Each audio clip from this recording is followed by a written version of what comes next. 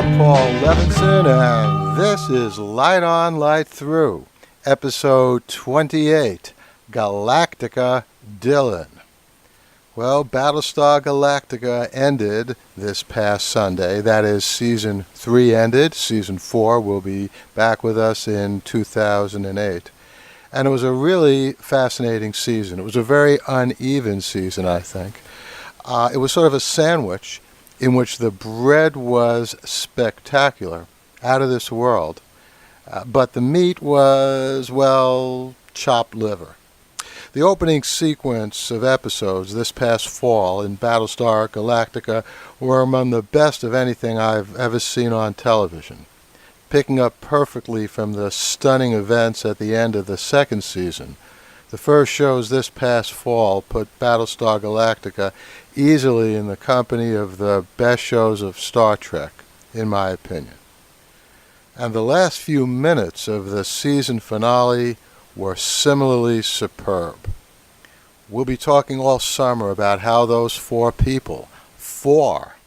on Galactica, could really be Cylons, and who the fifth, still unidentified Cylon really is.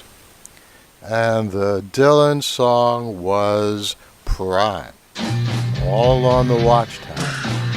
That would be great in any movie, in any show. You know, All on the Watchtower is one of the most covered songs in the history of rock and roll.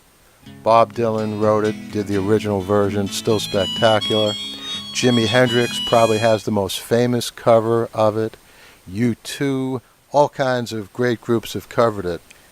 And B24 did this wonderful rendition. It was arranged by Bear McCreary. And I guarantee you that people are going to be talking about this for the rest of this year until Battlestar Galactica Season 4 resumes in 2008. Viewers have already been speculating about how it is that a song written in 1968 could appear and play a role in Battlestar Galactica. Most people, I think, have been assuming that Battlestar Galactica takes place in the distant past. After all, the religion that the humans have is a polytheistic, paganistic religion. It's Greek mythology. So how could the people on Battlestar Galactica hear a song that was first performed in 1968? Well, possibly time travel brought it back to the past. Another explanation is that Battlestar Galactica is actually taking place in some future time. A lot of people have been calculating how far out in space Battlestar Galactica might be, that is, how far from Earth, if the song left Earth in 1968. Of course, that doesn't make all that much sense because it's not Bob Dylan singing the song. And not only that, there's no reason to think that the song would have traveled at the speed of light on a radio wave traveling at the speed of light, since we already know that in the Battlestar Galactica universe, there's transportation that goes much faster than the speed of light. So these are very interesting questions. It's fun to think about what their answers will be next year when they're revealed to us. And that's an example of how good that ending of Battlestar Galactica is. There's a great correlation between talking about something and that something being great television. As for the rest, well, let's not dwell on it too much. Show after show in the middle of Season 3 didn't really move the story forward. There were a few good personal interactions, but not the stuff of soaring television. But fortunately, that's all in the past now. The finale of Battlestar Galactica did just what it was supposed to do, and I'm eagerly awaiting the resumption of that series in 2008.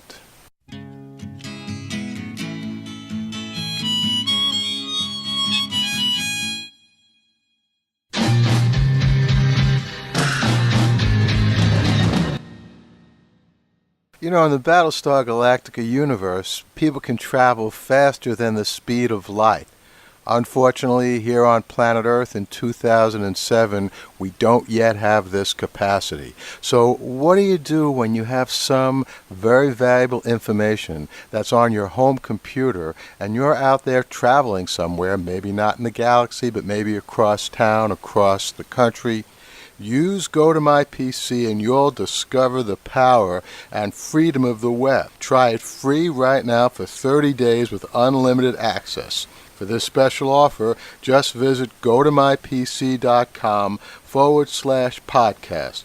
That's gotomypc.com/podcast.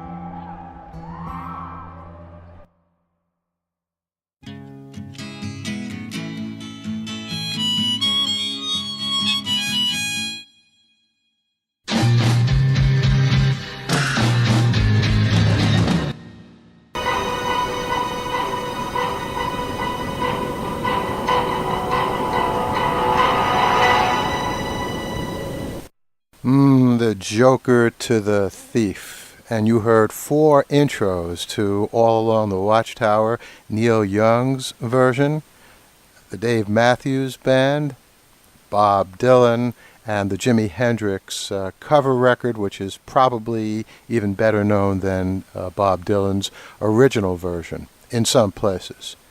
And then, of course, you heard a little snippet of the Battlestar Galactica theme. Let's talk a little bit more about that last episode of Battlestar Galactica and some of its meaning. There clearly is a wormhole from the vicinity of where Battlestar Galactica is now located to planet Earth. And so it certainly is possible that some recording of All Along the Watchtower, subsequent to 1968 or from 1968, basically made its way through the wormhole into Battlestar Galactica, where the 4 Cylons began hearing it. Of course, that doesn't explain why that happened, and it doesn't explain the connection between All Along the Watchtower and the Cylons, but it's certainly interesting to think about. In some ways, the savviest explanation I've heard about how All Along the Watchtower got into Battlestar Galactica comes from a friend of mine on MySpace. I don't know what his real name is, but he goes by the name of Napoleon. And he said he listens to Battlestar Galactica, he watches Battlestar Galactica on his iPod, where he also has Dylan's and several other versions of All Along the Watchtower. So he thought when he was watching Battlestar Galactica on his iPod and heard that little snippet of All Along the Watchtower, and then it exploded into the complete loud version, he thought that maybe what was happening is an MP3 from one part of his iPod was leaking into the Battlestar Galactica play on his iPod. Well, Marshall McLuhan would have certainly approved of that explanation. The medium is the message. But probably there is some other explanation behind this, and we'll find out about it next year. The Light on Light Through podcast is proud to be part of the Blueberry Network. That's blueberrywithnoease.com. Hey, thank you, Patsy Terrell. We are indeed proud to be part of the Blueberry Network. And let me also welcome Go to My PC as our sponsor.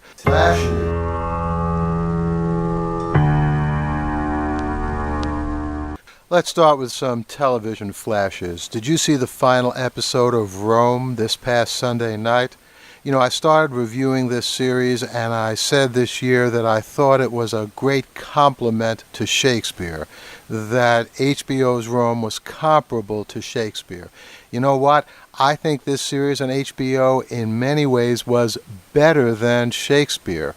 James Purefoy performed heroically, a brilliant performance of Antony in the final hours. Just about everyone on the show, Kevin McKidd, Polly Walker, Ray Stevenson.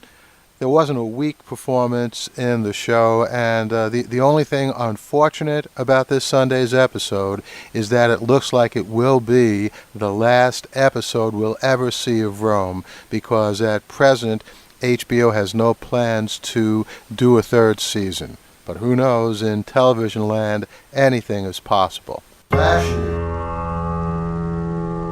And did you catch the episode of Lost this past Wednesday? Now, it didn't move the story all that much forward, but I think it was a real standalone gem of an episode.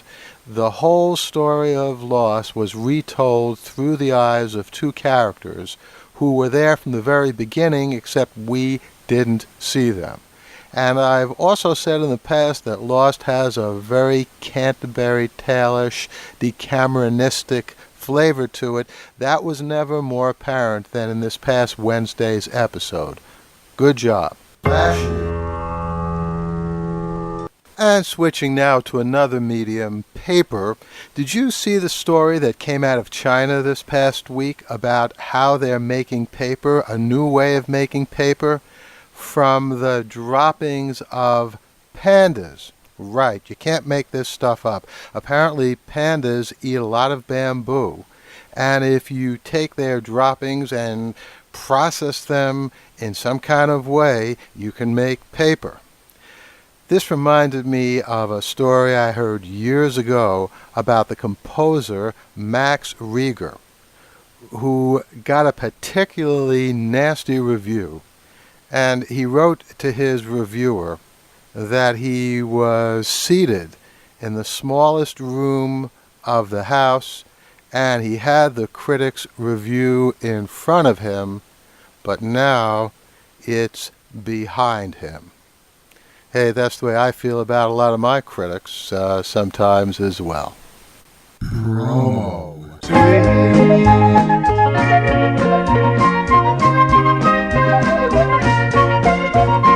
Hey, you know what that is, our promo suite. And first and foremost, as always, is the MikeThinks.com podcast. Go over there and listen to Mike's views on a variety of important issues, including bloggers versus journalists. Now, you know what my opinion is about that. I think that the medium does not matter. It doesn't matter whether you write for the New York Times or you write for some blog that no one other than your grandmother reads. In both cases, you are a bona fide journalist working under the protection, or what should be the protection, of the First Amendment. So go over to MikeThinks.com and see what Mike thinks. You'll also hear a promo from my man Sean Farrell, who is continuing with his patio book of the Silk Code. Also, I'm interviewed on the current episode of Sean's podcast, Adventures in Sci-Fi Publishing.blogspot.com. You'll find notes and URLs for all of these over on the lightonlightthrough.com webpage.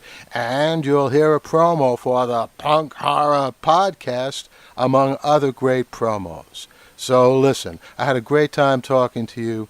Sit back, relax, enjoy, and I'll see you next time.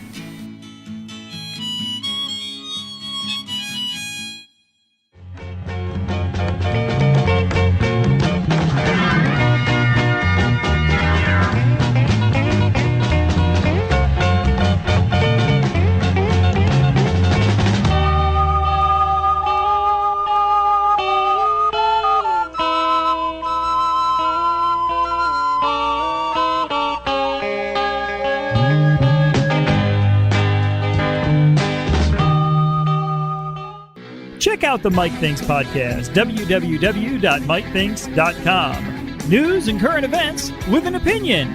The Mike Thinks podcast. It's the news you missed. www.mikethinks.com. From patiobooks.com.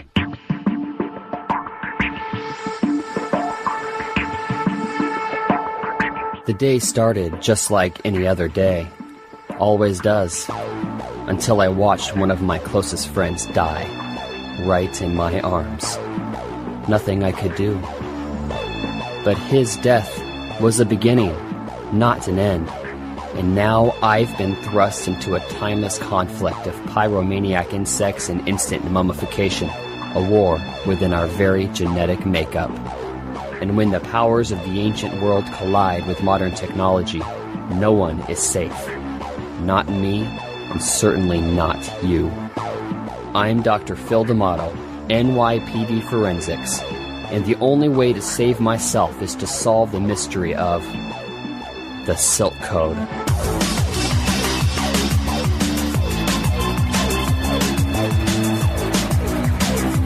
The Locus Award-winning novel by Paul Levinson comes to life in this free podcast novel. Journey into the ancient world, witness the wonder of ages past, and join Phil D'Amato in a struggle against forces both ruthless and unseen. Visit www.thesilkcode.blogspot.com to learn more about the author and the novel.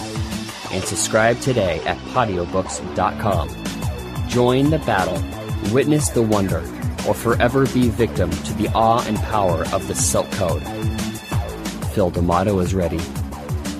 Are you?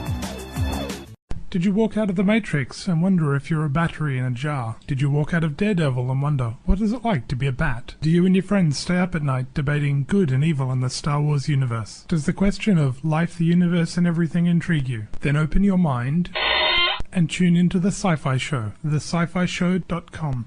And that's Phi with a PH. Do you remember what he looked like? Hey, this is Jake. I do a show called Just Not Right, the podcast. You can find it at notrightpodcast.com. It's funny, fresh, entertaining. I mean, sometimes I'll just take the mic and say, hey, oh my, you look nice. You are wonderful. Thank you for listening. You are the best. Check it out. There's a segment called Letters from a Utah Nut. It's hilarious. I know you'll love it. I'm writing this letter in regards to your giant D sign located in front of your store. I want to climb it. Please do not climb the sign. Would it be alright if everyone from our company just started singing? Although we enjoy our customers' enthusiasm for our product, it is strange and unusual for large parties to join in chorus in our lobby. Is it okay for me to be using Windex as a cologne? All SC Johnson products are extensively evaluated for toxicity and safety. Hilarious! Do you remember what he looked like? notrightpodcast.com. See you there.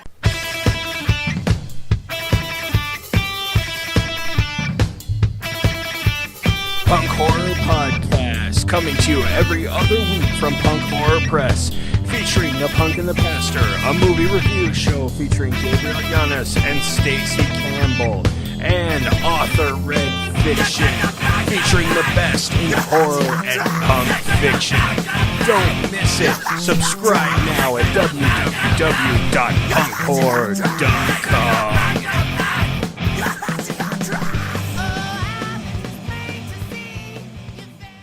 Beep, boop, beep, continues. What you just listened to is the opening piece of each and every Two Guys Talking 24, an online radio talk show, a podcast dedicated to the brilliance of the hit Fox show 24. Join Brian and Mike as they talk about the worst days of Jack Bauer's life, only at the Two Guys Talking Podcast Network, available at Two Guys Talking, that's the number 2, guystalking.com. Thanks for listening, and we'll see you next time.